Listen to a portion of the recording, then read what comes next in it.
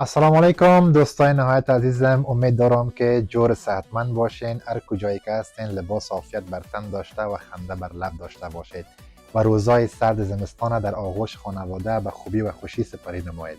عزیزای دل، این بار یک لباس کاملا خاص در یک رنگ جذاب، رنگ گلابی و بانجانی. البته لباس ماکسی است، به شما آماده ساختیم که آن را به معرفی میگیریم.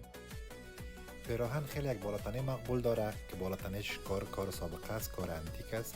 کفای آستینش کسوال ابریشمی کار شده، همراه با چرمی دستوزی. یخنش گراف ابریشمی است، همراه با کمربند و سرشانه‌ای با ترکیب رنگ چادر طراحی شده که خیلی یک بالاتنه ظریف و مقبول داره. همچنان تکیه دامن از یک از دامن گلبخمل می باشه. پایین دامن یک قطار چرمی دستوزی کار شده، همراه با زری دوزی یک قطار زری کار شده. عزیزایی که خوش دارن پیرانشون ساده نباشه، البته ما میتونیم که زری هم پرکار کار کنیم و هم ظریف کار کنیم. عزیزایی که علاقمندی به همچه لباس های کوچی و لباس های خاص و ناب دارن، میتونن که در هر رنگ از طریق شماره واتساپ نمبر به ما سفارش بدن و ما آماده هستیم که برشان مطابق ذوقشان یک پیران کاملا ظریف و خاص آماده و طراحی بسازیم. تشکر از حمایت شما دوستای نهایت عزیز.